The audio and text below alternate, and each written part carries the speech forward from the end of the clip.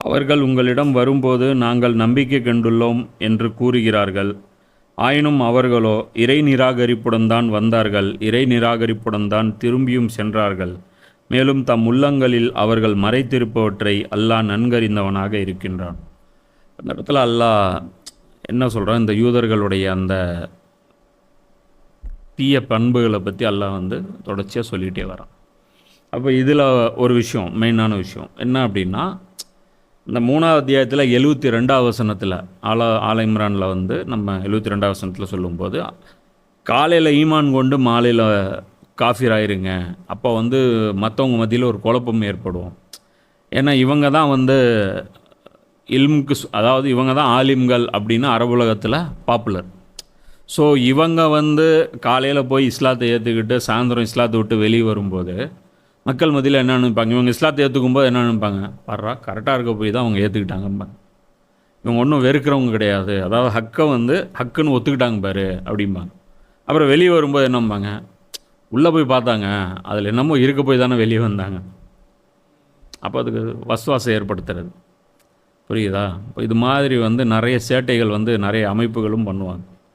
அவங்க பிளானோடவே வருவாங்க, வந்துட்டு அந்த ஒரு அமைப்பில் அப்படி சேர்ந்துட்டு கொஞ்ச நாள் இருந்துட்டு அப்படியே வெளியே போயிடுவாங்க. வெளியே போய்ட்டு அவங்க சரியில்லை, உள்ளே போய் பார்த்தோம் எல்லாம் வேஷமாக இருக்குது, அதாக இருக்குது, இதாக அதெல்லாம் பண்ணுவாங்க. எல்லாம் நிறைய இந்த மாதிரியான டிஃபேம், இதுக்கு பேர் என்ன, டிஃபேம், அது டிஃபேம் பண்ணுவாங்க.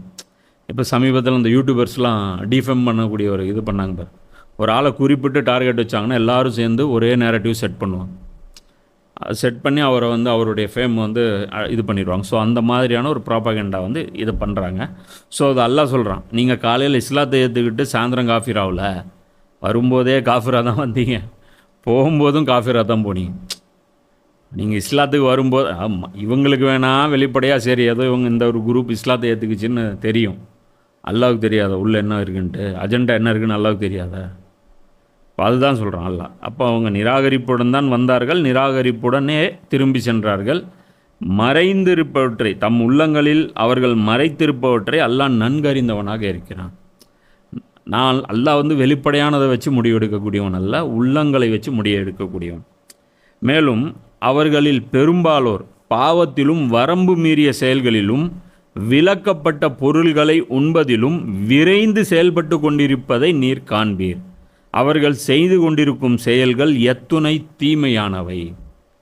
இப்போ அந்த இடத்துல அல்லாஹ் என்ன சொல்கிறான், இந்த பாவமான விஷயம் வரம்பு மீறுதல், விலக்கப்பட்ட பொருள்களை உண்பது, இது புரிஞ்சுக்கணும். எப்படின்னா அவர்களில் பெரும்பாலோர், அதாவது அந்த உம்மத்தில் மெஜாரிட்டி எப்படிப்பட்டதாயிருச்சு, பாவம் அவங்களுக்கு சர்வசாதாரணம். வரம்பு மீறிய செயல்கள், அல்லாஹ் எந்த வரம்பை தாண்டக்கூடாதுன்னு சொன்னானோ அந்த வரம்பை தாண்டுறது.